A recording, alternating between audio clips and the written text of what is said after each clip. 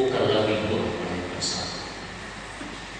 Saudara kekasih, dalam nama Tuhan Yesus Kristus, saya coba akan beritahu kepada saudara bahwa pernikahan Kristen itu adalah salah satu perjanjian suci, perjanjian kudus, seumur hidup antara satu laki dan antara satu perempuan di hadapan Allah. Tentunya berdasarkan tentang kasih Kristus, kasih Allah. Itulah tujuan, itulah dasar pernikahan Kristen. Mereka akan hidup dipersatukan tentu oleh karena kasih Kristus, kasih Allah. Lalu Paulus menyatakan bahwa di situ ada kesetiaan, ada kesatuan yang akan boleh kita bangun.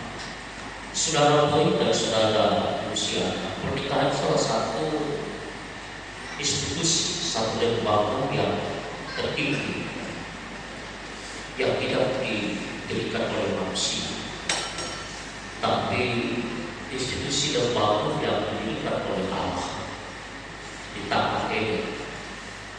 Jauh manusia itu belum tercipta menjadi generasi demi generasi, tapi Allah sudah merancang bahwa Allah akan mendirikan satu institusi lembaga tertinggi, akan meneruskan perkataan dan kebenaran firman Tuhan. Saudara kekasih dalam nama Yesus Kristus, bahwa pernikahan itu bukanlah sekedar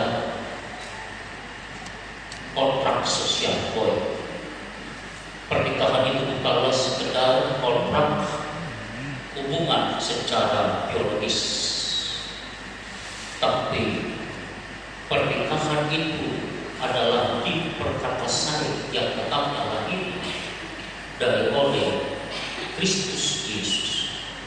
Saya memberikan kepada saudara bahwa pernikahan ini lama sudah telah terselenggarakan. Allah melakukan pernikahan ini di tanah Eden.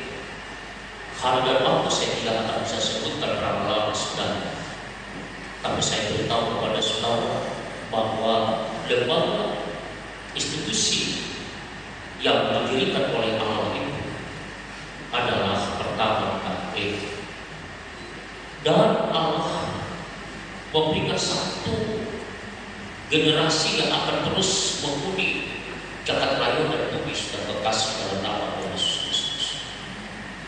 Maka sebab itu kita kekasih dalam nama Tuhan, bahwa perempuan, laki-laki dan perempuan itu akan menjadi satu daging.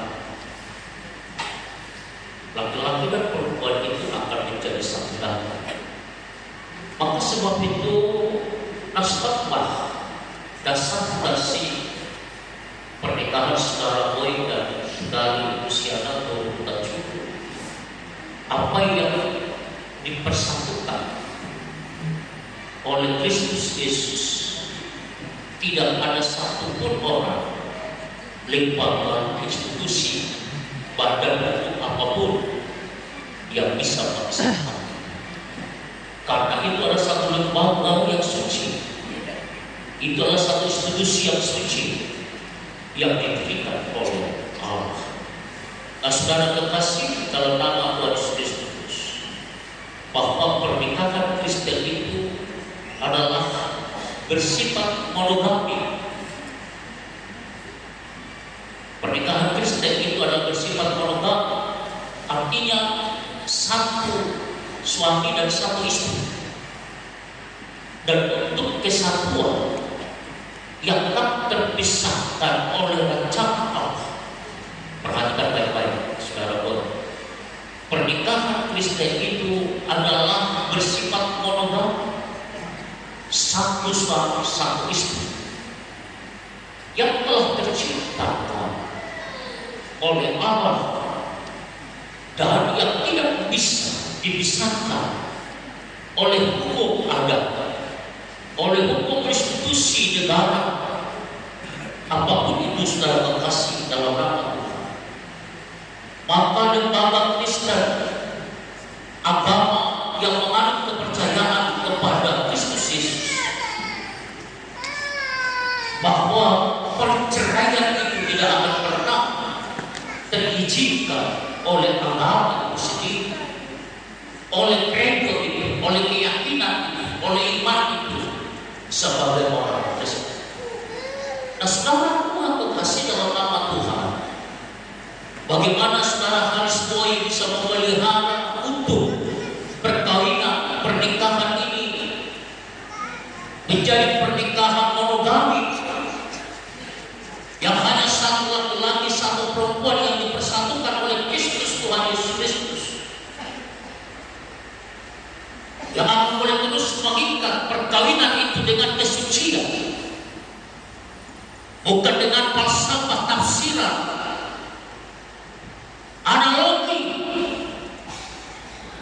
tapi adalah satu karunia yang secara spesifik yang diberikan Allah kepada saudara Haris Boy dan kepada saudara Lucia.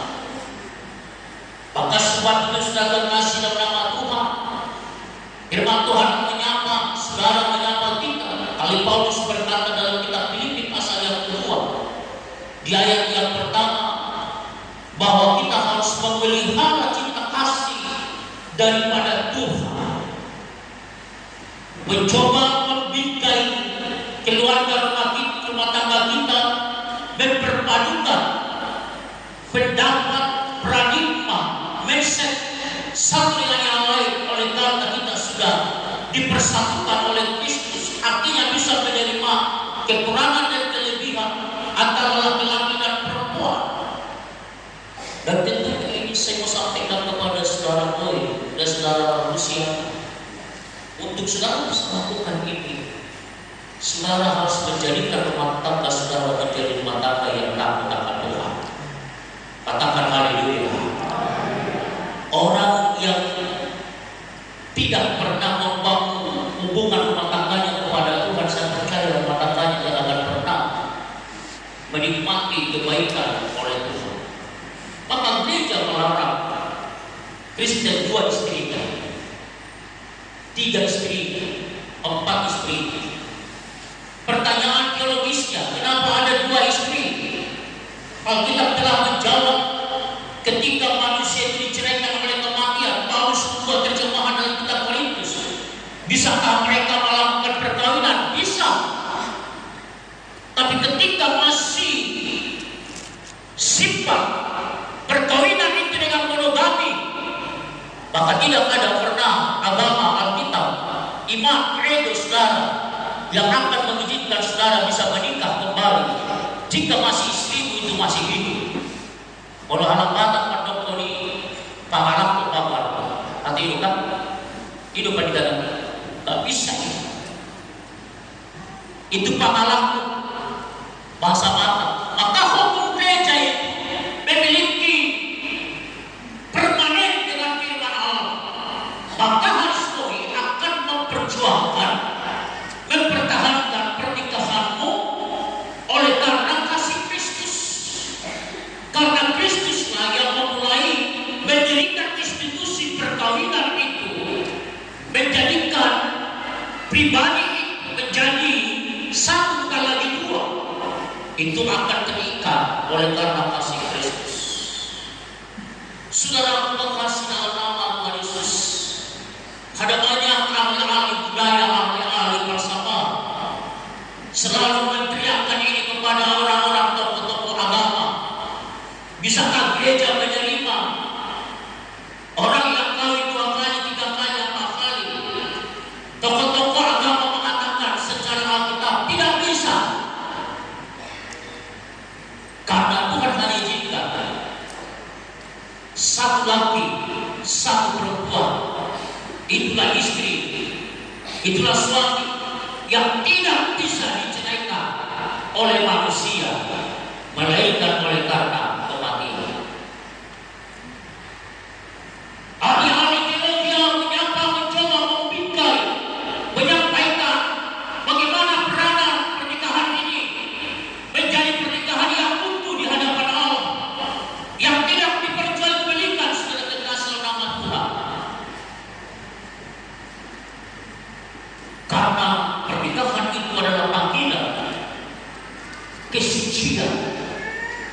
kuduskan saudara kekasih dalam nama Tuhan Yesus Kristus. Anak kami Hans Boy dan anak kami juga. Firman ini mengawali langkah saudara membangun rumah tangga, dan saya percaya sebagai manusia biasa saudara akan boleh memiliki perbedaan-perbedaan pendapat, perbedaan mindset, karakter, tapi dengannya engkau telah dipersatukan dari satu laki-laki satu perempuan, bukan lagi dua melainkan satu lagi. Engkau akan mencoba menerima kekurangan kelebihan itu, membentuk rumah tangga itu menjadi rumah tangga yang baik, yang taat, yang takut kepada Tuhan. Yang ketiga, pernikahan adalah refleksi kasih Kristus. Pernikahan itu adalah refleksi kasih Kristus, artinya gambaran oleh Kristus sebagai kepala gereja yang memberikan korban, yang memberikan bertanggung jawab, memberikan perlindungan, yang memberikan pemahaman keselamatan